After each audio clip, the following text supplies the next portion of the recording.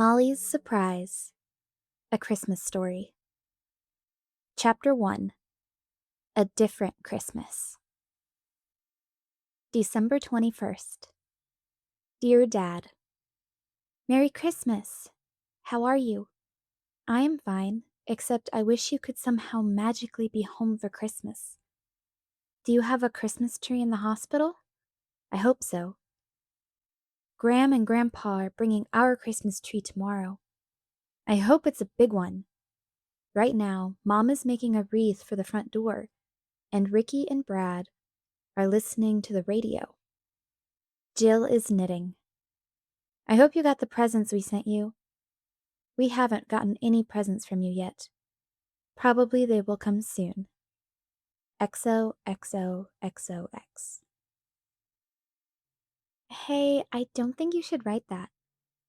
Molly stopped making X's and O's on her letter and turned around. Jill was behind her, lounging sideways across Dad's chair, her legs dangling over one arm.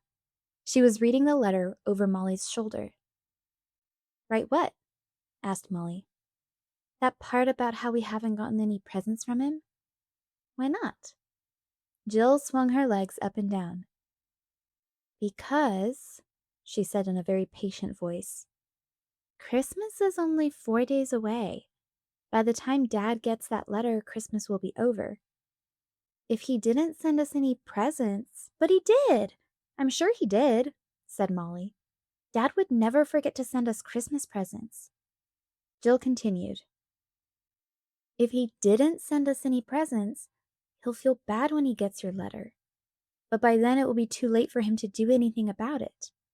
And if he did send us presents, he'll feel bad because we never got them. She turned to her mother. Don't you think I'm right, Mom? Mrs. McIntyre was tying a bright red bow on the pine wreath. I think it is Molly's letter, and she should write whatever she wants to write. Jill shrugged. She started to knit again. Brad piped up. Maybe Dad's present was on a plane that got shot down by the Germans and drowned in the ocean. That's possible, said Ricky. Ricky considered himself an expert on fighter planes. Those guys try to shoot down anything that flies. He took aim with an imaginary machine gun and fired at an imaginary plane. Pow! Pow! Pow! Brad looked up at his mother. Will the Germans shoot down Santa's sleigh? Of course not, said Mrs. McIntyre. She rumpled Brad's hair. I'm sure Santa will get here safe and sound. I hope so, said Brad.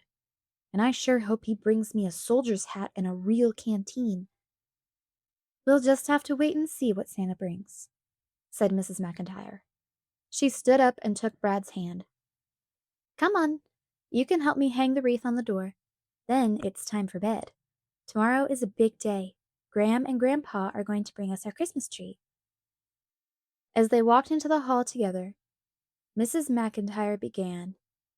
'Twas the night before Christmas, Brad ended, and all through the house not a creature was stirring, not even a mouse. When they were gone, Jill stopped knitting. Boy, I feel sorry for Brad, she said. Why? Asked Molly. For lots of reasons, said Jill. She tapped the palm of her hand with a knitting needle as she listed each reason. First of all, Dad's gone. It hardly seems like Christmas without Dad here. And on top of that, there are no presents from him. Yet, corrected Molly. No presents from Dad yet. Jill ignored the interruption. Then there's this Santa Claus business. Brad will be so disappointed when all he gets from Santa are boring presents like socks and handkerchiefs. It's not so bad for us. We're old enough not to mind. But he's still just a little kid. He wants that hat and canteen so badly. He won't understand why he can't have them. Jill stabbed her knitting needle into the ball of yarn. You mean he's not going to get them? Asked Molly. Ricky sat up. Real soldiers need hats and canteens, he said. They don't have any to spare. Molly had an uncomfortable feeling that Jill and Ricky were right. "Besides," said Jill, "you know how Mom believes it's not patriotic to spend money on unnecessary things like toys. I'm sure all our presents this year will be homemade or hand-me-downs." She stretched and yawned. "I'm just glad there's nothing I really, really want, so I won't be disappointed." "But that's not true," said Molly. "You really, really want a skating hat, like the one you're making for Dolores, don't you?" "Sure I do," said Jill. "So I've been saving my babysitting money to buy one for myself. I know that's the only way I'll get it. It's childish to expect surprises this Christmas." "But remember what Dad used to say?" said Molly. "There are always surprises at Christmas." "This Christmas is different," said Jill.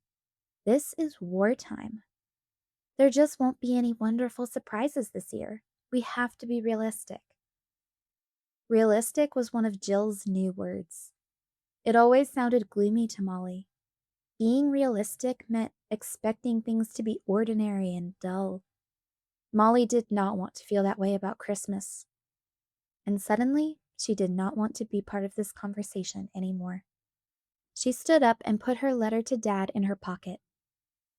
"Well, I think I'm going to bed now." She hurried out of the room before Jill could say anything else realistic, and ran up the stairs 2 at a time. Molly closed the door to her room. She sat on the window seat and looked out in the night. It was very dark. The black sky seemed to push up against her window. There were no stars to pin it back where it belonged. Molly hugged her knees to her chest and thought about what Jill had said. She knew Jill was right about one thing at least. It would be a simple Christmas.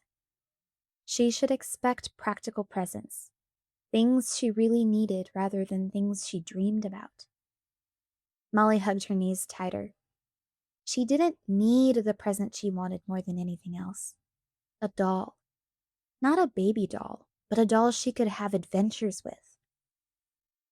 Jill would say it was childish and unpatriotic to want something as unnecessary as a doll, and Molly knew it was certainly unrealistic to hope for a doll. But she couldn't help it. She couldn't stop hoping that by some magic, some Christmas magic, a new doll would be under the tree for her on Christmas morning.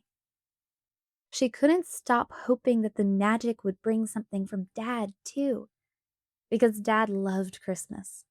It was his favorite time of year. Right after Thanksgiving, he would begin singing Christmas carols. Sometimes he would change the words to make Molly laugh. He would sing, "Deck the halls with boughs of holly, fa la la la la la la la la.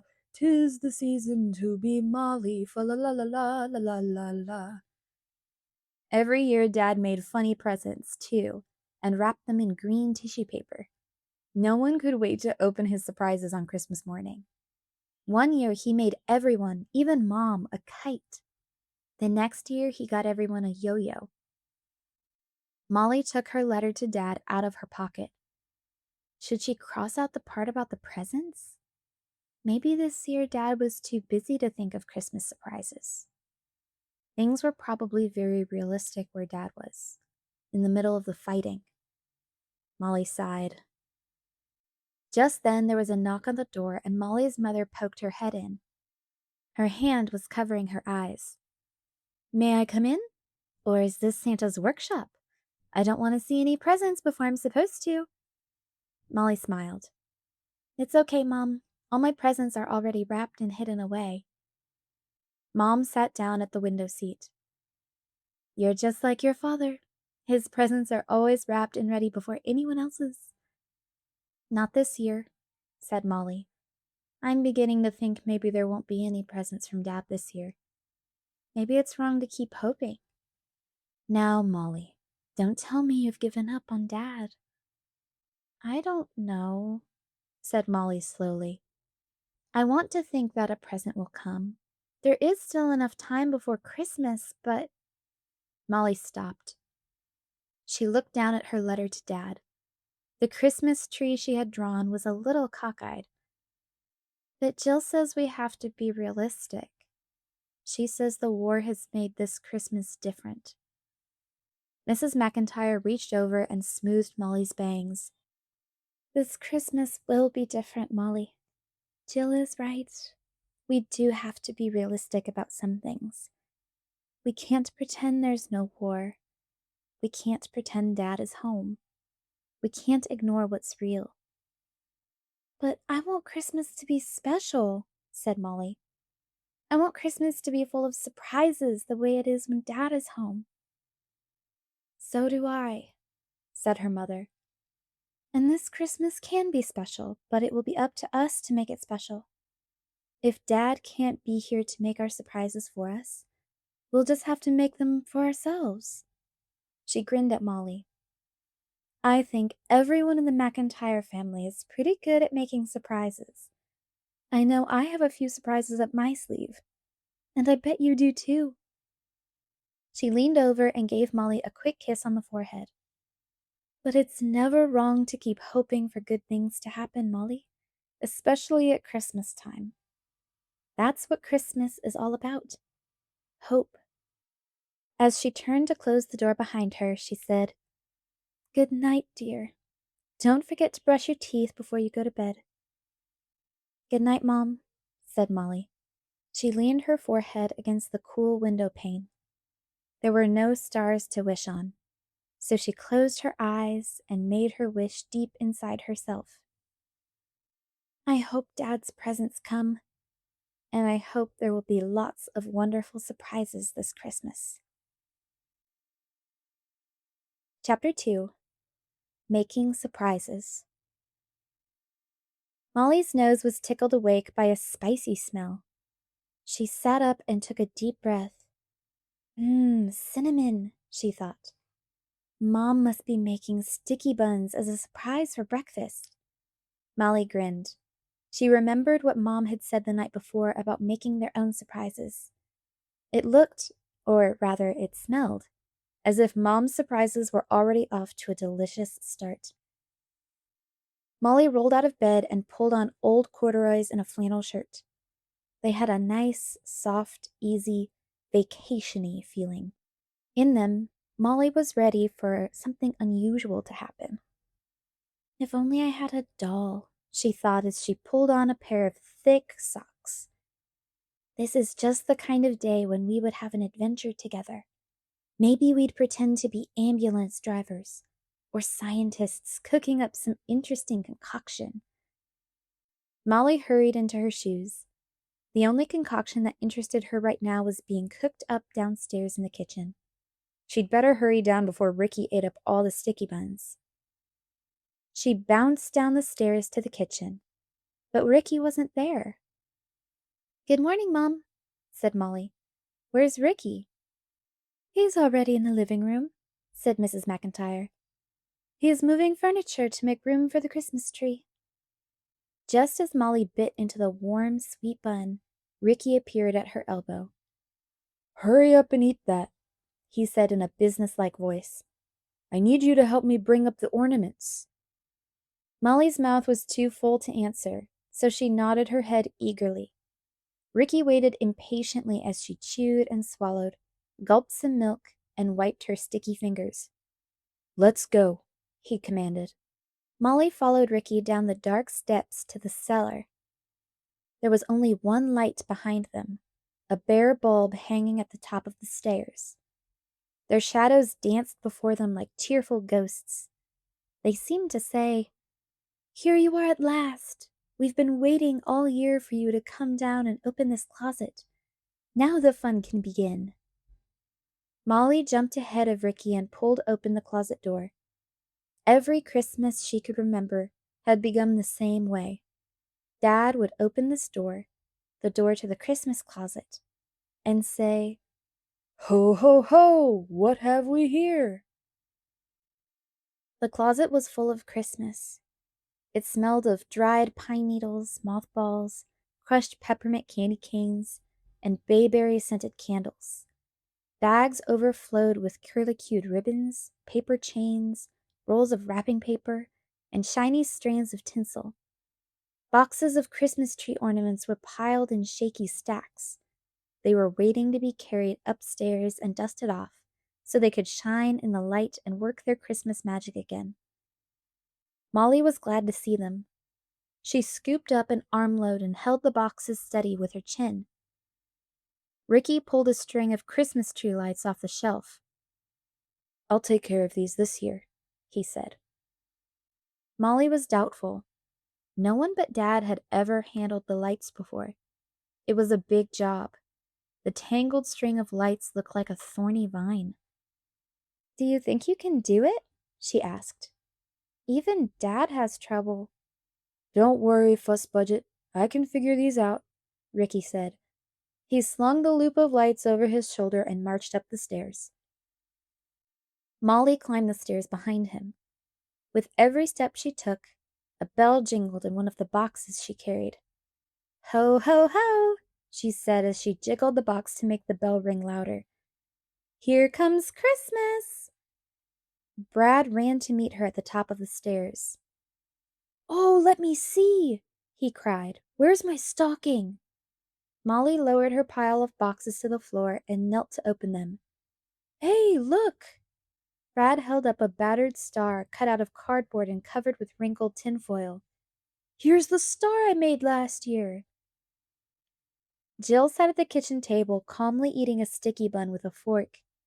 She glanced down at the boxes scattered on the floor. "Oh, honestly," she said, with a scowl. "Did you have to haul all that stuff out of the basement?" Molly looked up. "But these are the Christmas tree ornaments. We need them." Jill raised her eyebrows, then turned back to her sticky bun. "They're so junky. I think this year we should only use store-bought balls. None of those homemade ornaments or messy paper chains." No one said anything. Jill touched her lips with her napkin. "And I think we should only use blue and red balls, and blue and red lights. It will look patriotic." Molly thought that was a terrible idea.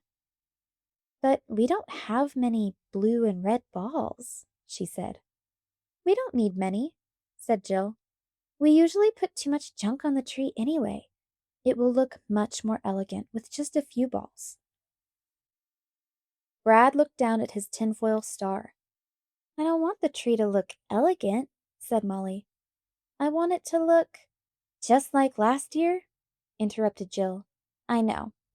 You want everything to be just like last year, and I keep telling you, it can't be." Ricky put the string of lights on the table. "What do you think, Mom?" he asked. Mrs. McIntyre put her hands in the pockets of her apron. "Well, I think it would be nice to have an elegant patriotic tree, but I know I would miss all the old ornaments. They're like old friends." She thought for a moment. "How about this? I saw a picture in a magazine of a Christmas tree with a flag on top instead of an angel or a star. It looked very patriotic. What if we used all of our old ornaments and then put a flag on top of our tree?" "That would be good," said Brad. Molly looked at Jill. "What do you think, Jill?" Jill shrugged. "Frankly, I don't really care. It was just a suggestion." She stepped over the boxes of ornaments and walked to the sink to wash her plate. "Well," said Mom in a cheerful voice, "that's settled. Brad and I are going downtown today anyway. We'll just add a flag to our shopping list." Right after breakfast, Mom and Brad got ready to go out. Brad's pockets were so full of pennies he'd saved for buying presents that he clanked when he walked. "You sound like a walking piggy bank," said Jill. As Mrs. McIntyre put on her coat, she said, "We'll have lunch in town, but we'll be back before Gram and Grandpa get here with the Christmas tree."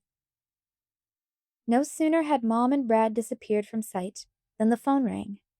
Ricky was on his hands and knees trying to untangle a string of lights stretched across the living room. "It's probably for you, Jill," he said. "It almost always is." Jill picked up the telephone. "Hello?" "Oh, hello, Grammy," she said with a smile. "No, Mom's not here. She and Brad are shopping." As Ricky and Molly watched, Jill's smile sank into a worried frown. "Oh," she said. "Oh, that's too bad. Can't you get it fixed?" "Oh." She turned away so they could only see her back. "Yes, I'll tell Mom." "Well, we'll certainly miss you." "No, no presents have come from Dad yet. I'll tell Mom to call if a box arrives." "Well, we're sorry too. Say hello to Grandpa for us. Goodbye." She hung up.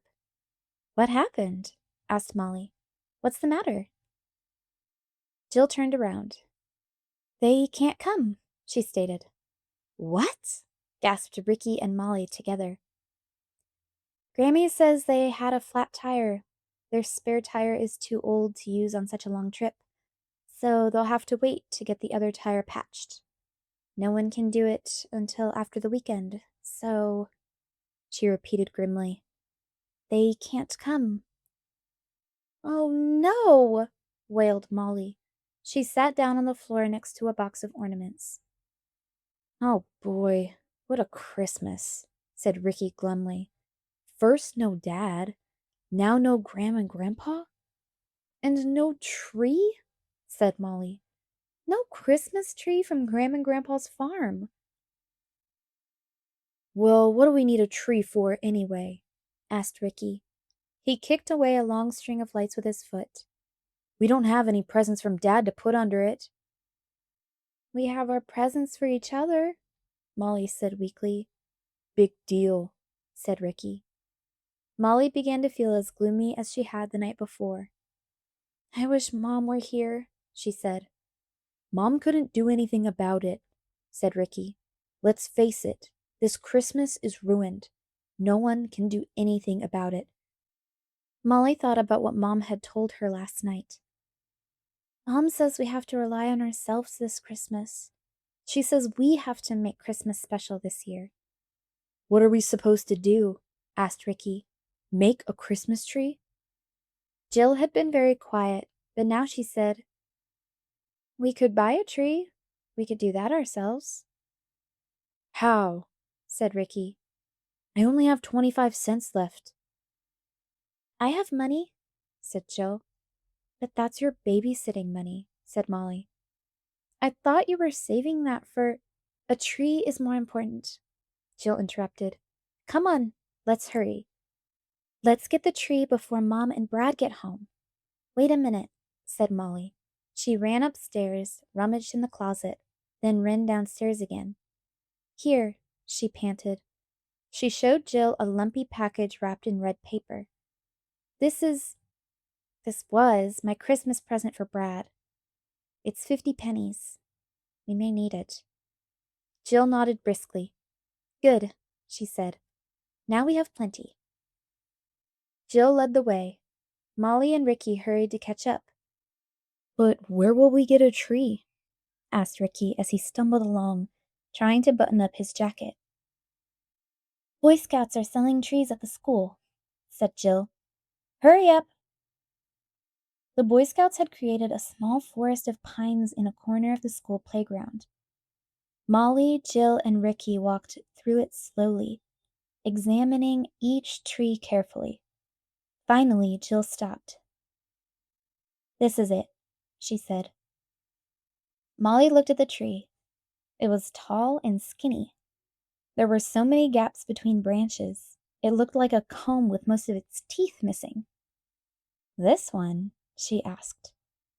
"But—" Ricky jabbed her with his elbow. He pointed to the price tag. Suddenly, Molly understood. This was the only tree they could afford to buy. Jill gave all her babysitting money to the Boy Scout in charge. Ricky handed him his 25 cents. Molly poured 50 pennies into the Boy Scout's hand. They each grabbed onto the trunk of the tree and headed home. "Well, at least it's not heavy," said Ricky. Molly looked at the tree. It was scrawny, but it had the sharp pine scent that meant Christmas. Molly broke off a needle and bit it. A bitter, piney tang filled her mouth. "Let's decorate the tree before Mom and Brad get home," she said. That way it will be a great surprise for them. Jill shook her head. You and your surprises, she said. But Molly could tell Jill was excited too, because she began to walk a little bit faster. The tree bounced with every step. This tree is going to be okay, Molly thought as they hurried home in the pale December sunshine. Mom and Brad will be so surprised, and we did it all by ourselves. Molly grinned. I guess Mom was right. All the McIntyres are pretty good at surprises. It was dark before dinner time. Molly and Jill were lying on the living room floor, gazing up through the branches of the decorated Christmas tree. Once it had been decorated, the tree did not look scrawny at all. In fact, Molly thought it looked beautiful. Jill, do you mind that we put the old ornaments on the tree? She asked. Are you disappointed that it's not elegant? No, said Jill. This tree needed all the ornaments. Besides, I didn't really like that idea of only red and blue balls. I just thought it might be better if the tree looked different this year. She sighed. See, when everything looks the same as last year, it just makes me miss Dad even more. Everything is the same except for one big, horrible difference. Dad isn't here. Oh, said Molly. I never thought of it that way. She looked up at the colored lights wound around the tree. They looked like shining jewels on the green branches. Well, I think this is the most beautiful Christmas tree we've ever had. Jill smiled. You say that every year. I know, said Molly. But this year it's true. Even Mom said so. Molly and Jill were happily quiet. They were both thinking of when Mom and Brad had come home to the glittering tree. Molly had never seen her mother so completely surprised. She shivered with pleasure when she recalled Mom's pleased, proud face. You know what, Jill? I'm beginning to think that making surprises for other people is more fun than getting surprises yourself. Said Jill. Molly couldn't tell if Jill was listening or not, but she went on. I mean, it would still be great to get Dad's surprises, of course. Jill tapped one of the dangling balls so that it swung back and forth like the pendulum of a clock. How come you're still so sure we'll get presents from Dad? She asked. Molly was silent for a moment. Should she say out loud the worry she had been carrying around for days? She took a deep breath. Oh, Jill, Molly said. I have to keep thinking a package will come because if it doesn't, I'm scared it means... She stopped. Jill rolled onto her side and propped her head up on her hands. If nothing comes, it means Dad may be sick or hurt or lost. It means maybe he couldn't send any presents. Molly nodded. It was kind of a relief to know that Jill shared the same heavy worry. It's not really the presents I care about, said Molly. I just hope a box or something, even a card or a letter, will come so we know that Dad is okay. I know what you mean, said Jill. I'm worried about exactly the same thing. I bet Mom and Ricky are too. Molly looked up through the tangle of branches. Brad's tinfoil star was near the top of the tree, next to a yellow light. Please let Dad be okay, Molly wished. The tinfoil star seemed to twinkle just like a real star that was trying to reassure her. Molly wondered if Jill saw it too. Chapter 3. Keeping Secrets. Something wonderful had happened. Molly knew it the minute she woke up. Her room was full of sunshine. Light shimmered and danced on the walls. Molly pushed back the covers and hurried out of the bed. The floor was so cold to her bare feet, so she hopped from rug to rug as if they were stepping stones across an icy stream. She looked out the window. Snow! Beautiful, perfect, bright white snow all over everything, as thick as icing on a cake. Oh boy, snow, thought Molly. She couldn't wait to get outside into all that deep, clean whiteness. Molly didn't stop to get dressed. With her socks and shoes in hand, she rushed across the hall and burst into Jill's room. Jill was snuggled so deep under the covers that only the top of her head showed. Her hair was bobby-pinned in rows of tight curls so that her head looked like a prickly pineapple resting on the pillow.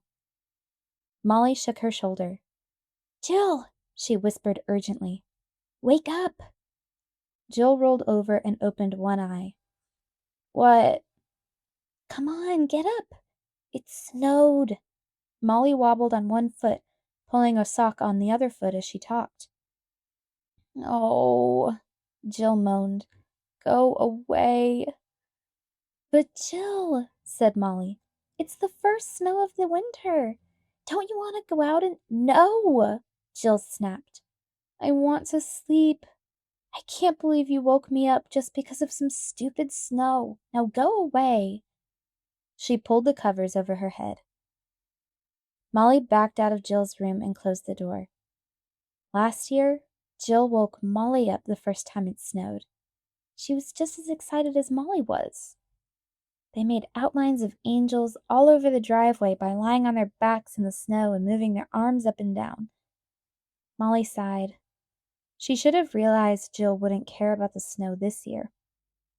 Now that Jill was 14, she didn't get excited about anything that was fun anymore. She was realistic. Molly tiptoed downstairs to the kitchen. She pulled on her snow jacket, boots, hat, and mittens and went outside. The whole world was blue sky and white snow. It was as if Molly had stepped out of her same old back door into an enchanted land no one had ever seen or touched before. It was hers alone. Yesterday the trees were sad, scrawny black skeletons. Today their branches were soft white and arms open wide, outstretched to welcome the snow. Everything was smoothed and softened by the sparkling blanket of white. With a wild whoop, Molly took a flying leap off the stairs into a drift of snow. It was like jumping into a cloud. A car made its way slowly down the street, its tire chains jingling like bells on a sleigh. The snow came up to the top of Molly's boots. She scooped up a handful to lick. "Snow for Christmas," she thought. "It's perfect. It's a great big giant Christmas surprise. Now the whole entire world will be ready for Christmas." She wondered what Dad's Christmas would be like in England. Maybe the fighting would stop for a while. The doctors and nurses in the hospital might have a Christmas party. Would they sing Christmas carols and give each other presents? Molly wished she were old enough to be a Red Cross nurse. Then she could go to England and work in the hospital with Dad. She'd wear a uniform as white as this morning's snow, and a cap with a red cross on it. Nurse McIntire. That's what the soldiers would call her. She'd ride in the ambulance out to the battlefields and rescue the poor wounded soldiers while guns fired all around her. Nothing would scare her. Nothing would stop her. Not blizzards or bombs or whack. Something cold and wet hit Molly on the leg. It was a snowball. "Bombs away!" yelled Ricky from his bedroom window. He launched another snowball at Molly. "Cut it out!" Molly laughed. She threw a handful of snow up at him. Ricky had made a stockpile of balls from the snow around his windows. Molly ran and dodged as he pelted her with snowball after snowball.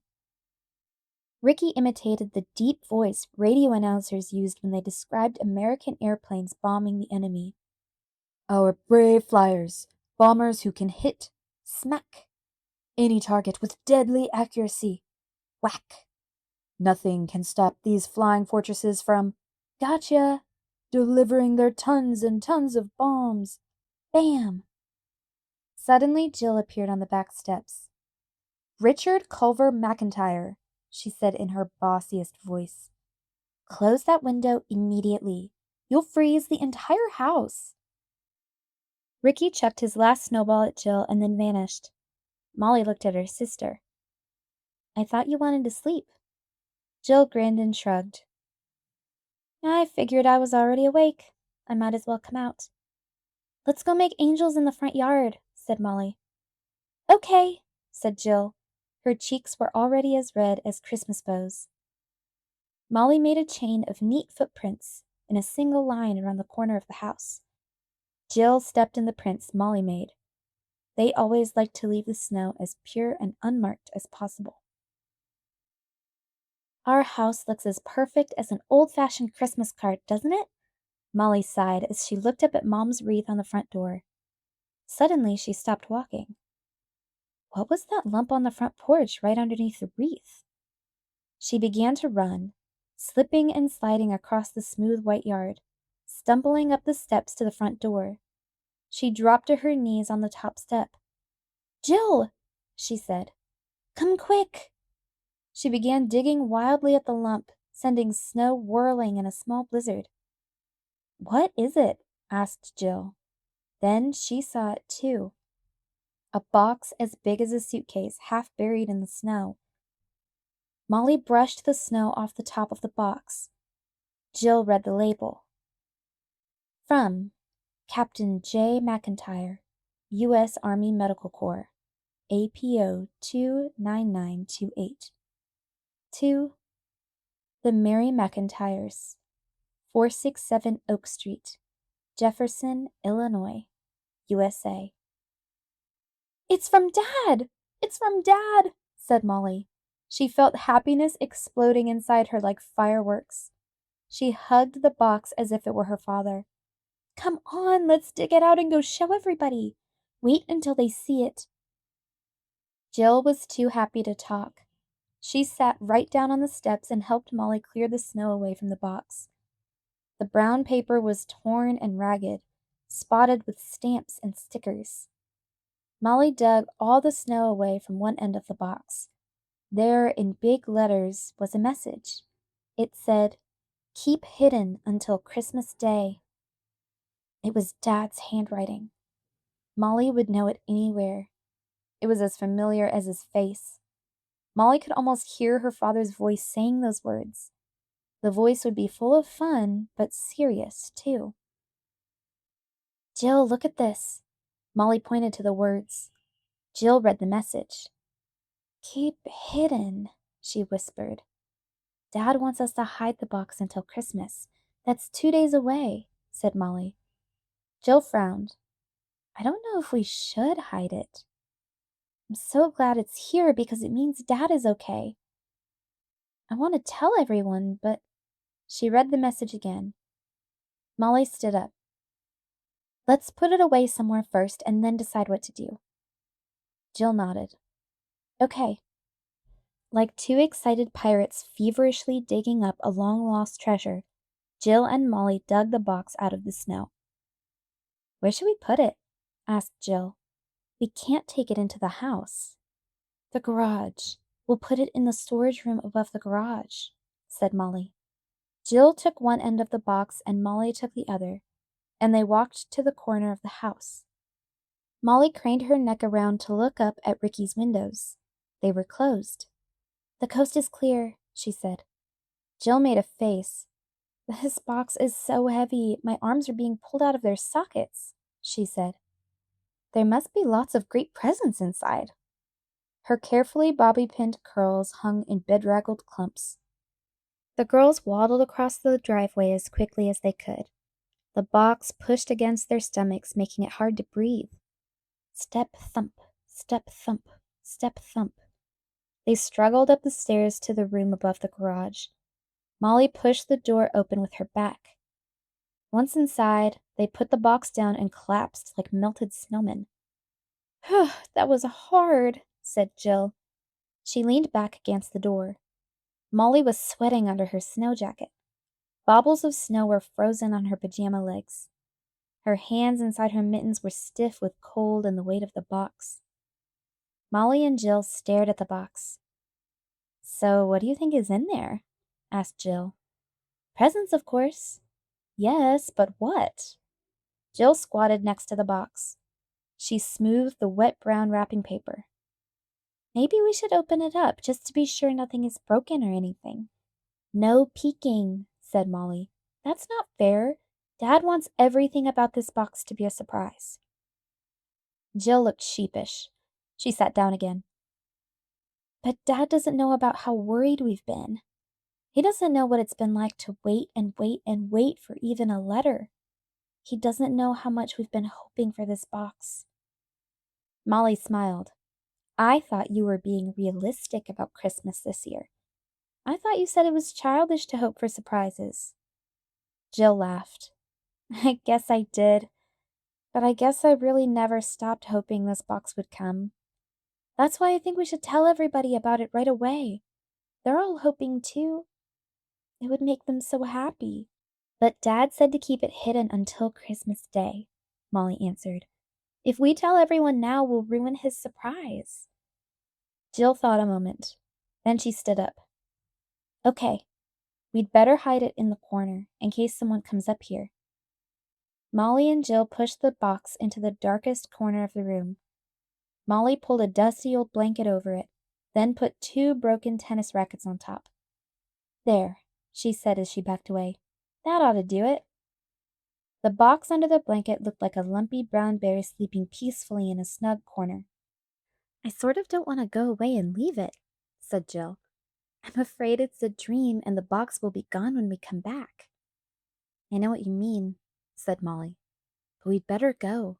Everybody will be getting up for breakfast. We can check on the box later. Jill nudged the box with the toe of her foot. Good old Dad, she said. I told you he wouldn't forget, said Molly. Come on, let's go. And remember to act as if nothing has happened. As she followed Jill down the stairs and across the driveway, Molly felt happy, completely, entirely, head to toe happy. She and Jill stamped their feet at the back door to make the snow avalanche off their boots. When they went into the kitchen, Mrs. McIntyre took one look at them and laughed. Well, you two look like rosy little elves. Where have you been? Up to the North Pole working on Santa's surprises for all of us? Molly felt her face get hot. Mom's joke was too close to the truth. She stopped over to unbuckle her boots. We were just outside, she stammered. Playing in the snow, finished Jill. So I see, said Mrs. McIntyre. She lifted Molly's wet hat off her head with 2 fingers. How did you manage to get dirt streaked across your jacket when everything is covered with snow? Molly looked down at her jacket. Dust from the old blanket had left a trail across it. She didn't know what to say. We were in the garage, said Jill, in a voice as cool and light as a snowflake. Looking for the sleds, I'll bet, smiled Mrs. McIntyre. Well, you can go sledding all you like after breakfast. But right now, both of you scoot upstairs and put on dry clothes.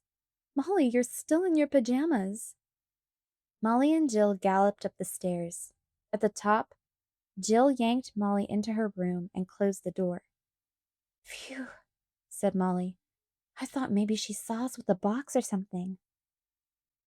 Listen, said Jill. I think we should tell Mom about the box. Dad probably thought she'd be the one to get it first anyway. It would be easier if she knew, admitted Molly. It almost feels like we're lying to her by keeping it a secret. That's what I think too, said Jill. Besides, she's probably already suspicious. You are terrible at this secret-keeping business. You're acting as if you robbed a bank or something. Mom must suspect you have a secret. Well, everybody has secrets at Christmas time, said Molly. Yeah, but not as big as this one, said Jill. Let's tell Mom about the box. But Molly just couldn't give in. Telling one person is the same as telling everyone. You can't keep a secret just a little bit.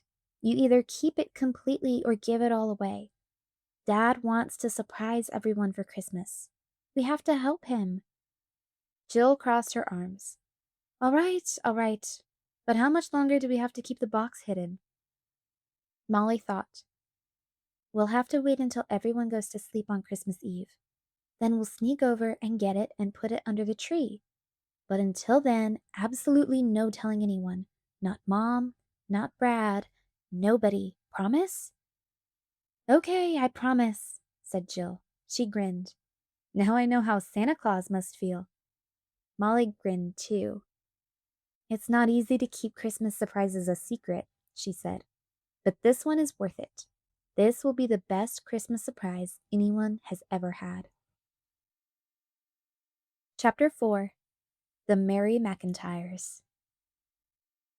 Keeping Dad's secret did not get any easier for Molly.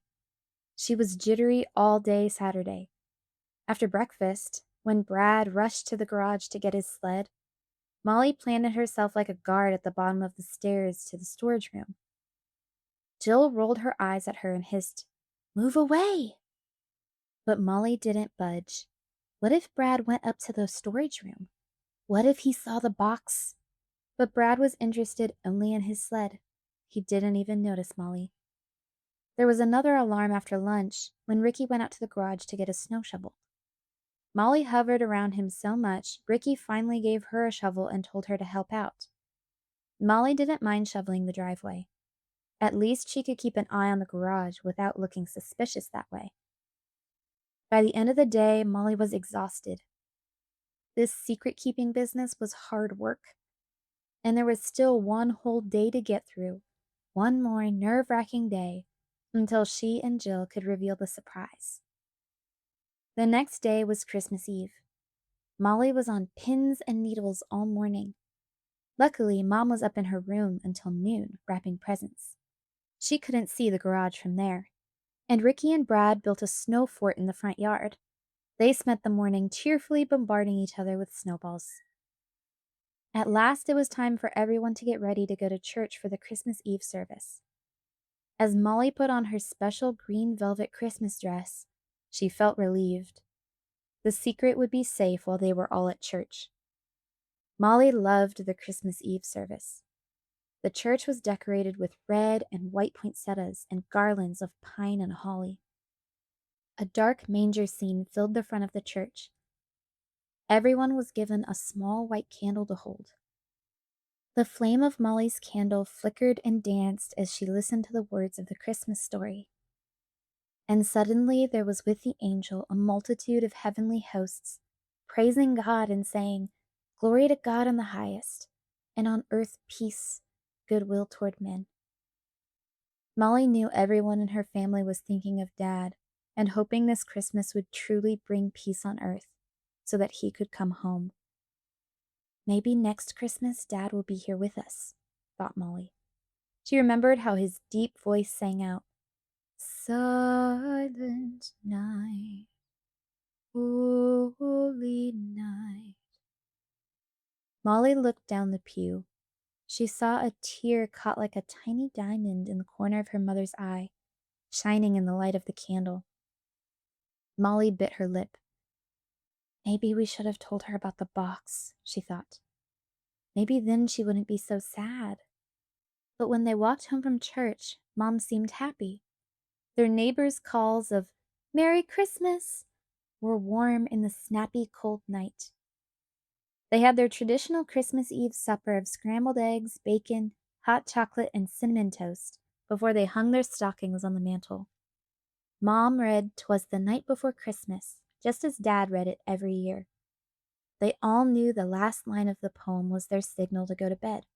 So everyone stood up and said with Mom, "Merry Christmas to all, and to all a good night." Then they ran up the stairs to their rooms and jumped into bed.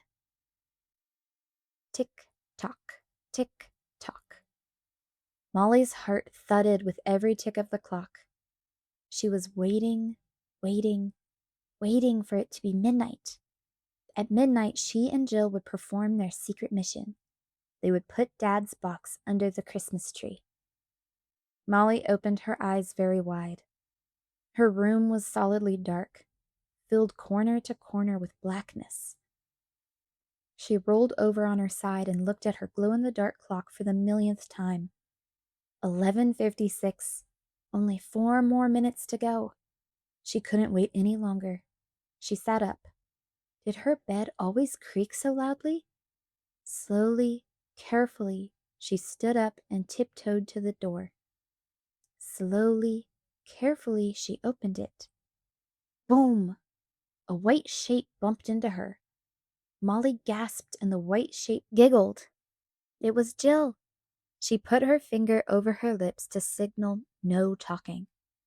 Molly put her slippers on her feet and they both went into the hallway. They felt their way down the stairs in absolute darkness, putting 2 feet on each step like unsteady babies. Molly didn't even breathe until they got into the kitchen. Jill headed to the closet to get her jacket. Molly grabbed her arm and whispered, "No, too noisy." All of a sudden, she felt sort of wobbly. She moved her hand down Jill's arm and Jill squeezed it. Molly felt better. She opened the back door and went outside. The cold bit their skin. Quickly, they dashed across the driveway, up the stairs, and into the storage room. "This is kind of scary, isn't it?" Molly whispered. "Ooh, I think it's fun," said Jill. "It's like a ghost story." Molly shivered. "Come on, let's hurry." They carried the box down the icy steps, across the driveway, through the kitchen, and into the living room, then put it under the tree. There were several tempting boxes that had not been there the night before. Molly pointed to them. "Santa Claus has been here," she said. For some reason, that made both Jill and Molly burst into giggles. They grabbed pillows from the sofa to muffle their laughter. When they finally quieted down, they crept up the stairs to bed. Jill waved goodnight outside her door. Molly waved back. Mission accomplished, thought Molly. She curled up under the covers, drowsy and happy and very, very relieved. "Mom! Mom! Mom! Mom!" was the next thing Molly heard. She opened her eyes. The sun was just coming up and her room was rosy.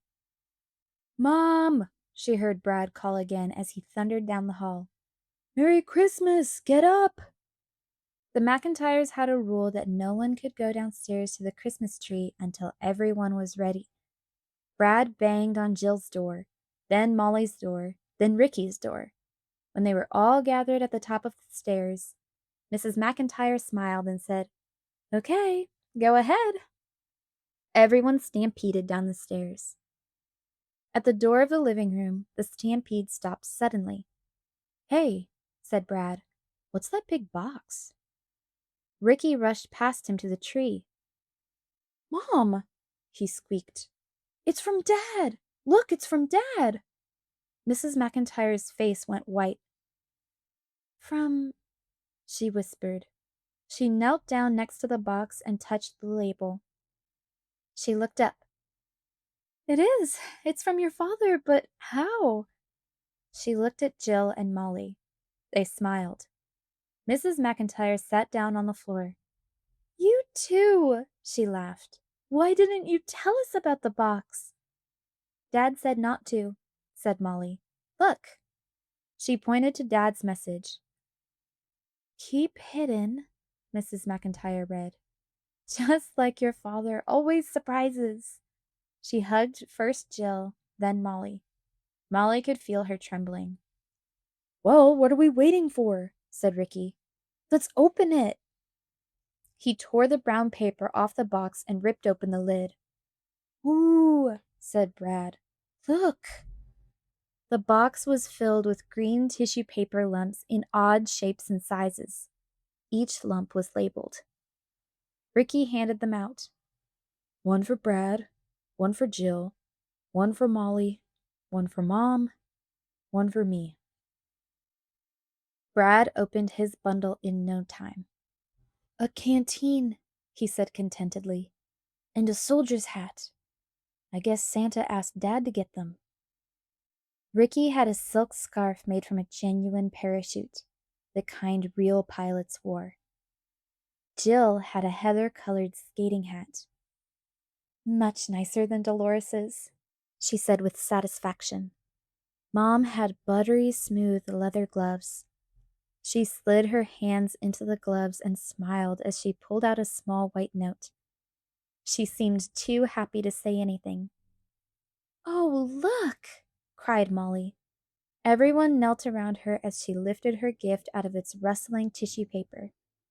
Molly's gift was a doll, a beautiful doll with dark, shiny hair and smiling blue eyes. Molly touched the doll's hair with one finger and traced the curve of her pink cheek.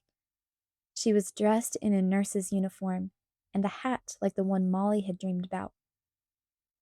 A smart red cape covered her starched dress and tied under her chin. Molly hugged her. This doll would be her friend, her companion in adventures, the secret sharer of all her dreams. And when she played with her, Molly would always remember that Dad had chosen this doll for her.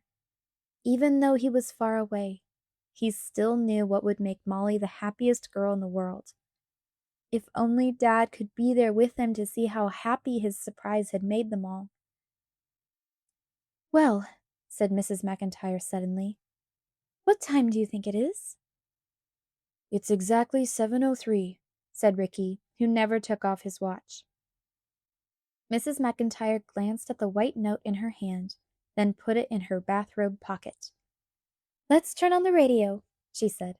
"We can listen to the Christmas shows while we open the rest of our presents." Ricky flicked on the radio. Christmas music filled the room. "Joy to the world," the singers sang. The music was drowned out with whoops of delight as Brad and Ricky, Jill and Molly opened present after present. Molly was glad to see that not all the presents she got were so very practical. Jill had given her a glass ball that was filled with snowflakes when she shook it, and Brad had given her a corsage he had made out of pine cones and red ribbon. All too soon, the presents were unwrapped.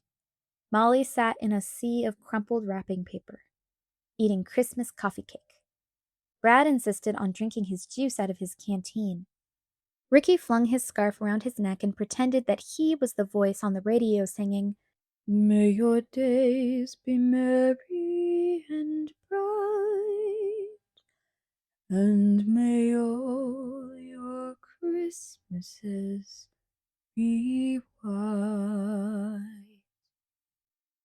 Then a scratchy voice on the radio said, "Merry Christmas! We're broadcasting from the USO Christmas party in England, and we have some servicemen here with messages for folks back home. Here's an eager fellow. What's your name, Captain?" "I'm Captain James McIntyre," said a familiar voice. They all stopped and looked at the radio. "I'd like to say Merry Christmas to all the Merry McIntires. Jill, Ricky, Molly, Brad, and my wife Helen." Molly held her doll very tight. "I miss you all very much, and I hope you have a wonderful Christmas, full of happy surprises." That was all. Other soldiers spoke, but Molly didn't hear them. She kept the echo of Dad's voice. She never wanted it to fade. Dad. What he said was still true. There were always surprises at Christmas.